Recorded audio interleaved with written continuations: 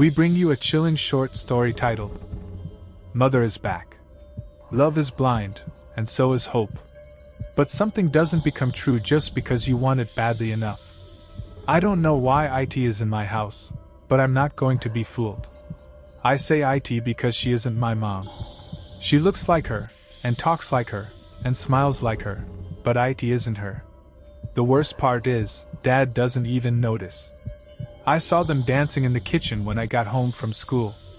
Frank Sinatra was playing on the stereo, his smooth voice propelling their tangled bodies in a slow waltz across the room. My dad's eyes were closed as his head rested on IT's shoulder, and he seemed genuinely happy, happier than I've seen him in a long time.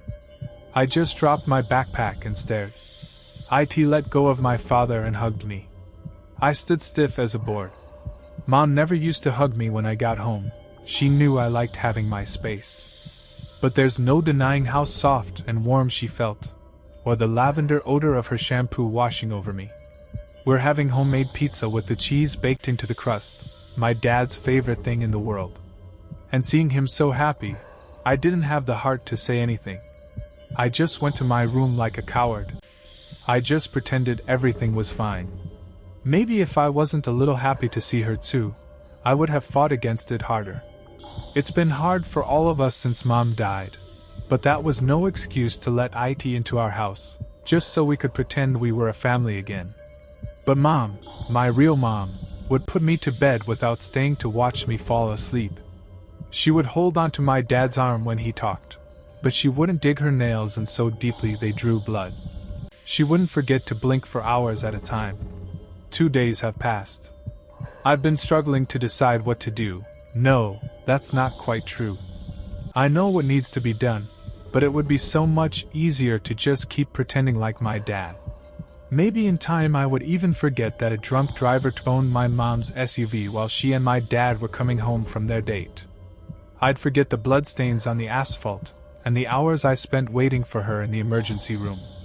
Maybe I'd even forget how it felt when she didn't come out. Then again, maybe those are the memories that aren't real. They certainly don't feel real when my mother, IT, sits between us on the sofa to watch the evening news. But letting her be replaced, even if it was easier for Dad and me, wasn't any way to respect my real mom. It was for her, not for me, that made me finally speak up. Dad, we need to talk about Mom. I'd waited until IT went to the bathroom, which doesn't happen nearly as often as it used to corner my dad in his bedroom. He just kept reading, not even returning my gaze. He knew what I was going to say, he just didn't want to hear it. Do you remember what happened last month when she was in that accident? It's getting late. You should go to bed so you'll be ready for school tomorrow, Dad said. Dad, this is serious. Please tell me that you remember. I heard a flush from the bathroom. There wasn't much time. I'd never get an answer out of Dad with IT here.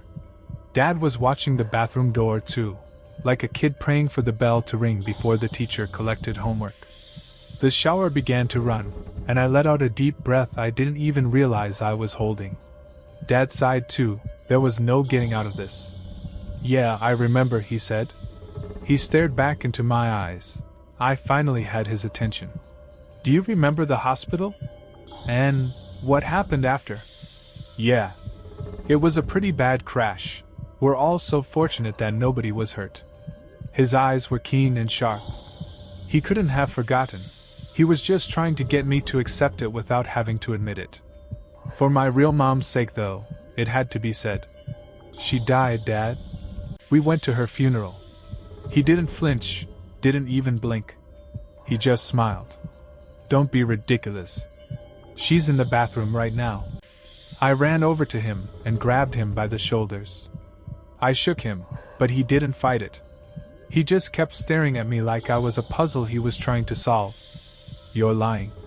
You know what happened. I know what happened. Why are you lying to me? Aren't you happier this way? He asked. If you think about what happened, really think about it, you'll realize this is the best thing for you. There. That was proof. He wasn't trying to evade anymore. He wasn't even averting his eyes in denial. The shower stopped running, but he kept his eyes on me. That's when I realized I couldn't remember the last time I saw him blink. Dad had been in the accident too. Why hadn't I wondered why he came out unharmed? I'd been so busy mourning Mom that I hadn't even stopped to think. He must have seen it in my face, because his smile stretched wider. Now you understand. But you mustn't let Mother know that I told you. She wants to have a family so badly. I'd hate to think what she would do if she found out you didn't think of her that way. The bathroom door opened. It stood there, wrapped in a towel. She walked nonchalantly over to my dad, or who I thought was my dad, and gave him a kiss. They both turned to look at me. "What are you still doing awake?" my other mother asked. "Is everything all right?" "He was just going to bed," my other dad said. "Everything? Is fine, isn't it?" I nodded. "Come, let me tuck you in." My other mother started moving toward me, but she stopped when she saw me flinch. "Let your mother tuck you in." My other dad's voice was tense with an unspoken threat. Perfect parents like us deserve to have the perfect son. I hope we won't need to replace him. He laughed at his own joke, and she put her hand on his arm as she laughed with him. I turned around and headed for my room so I wouldn't have to see the blood dripping down his arm.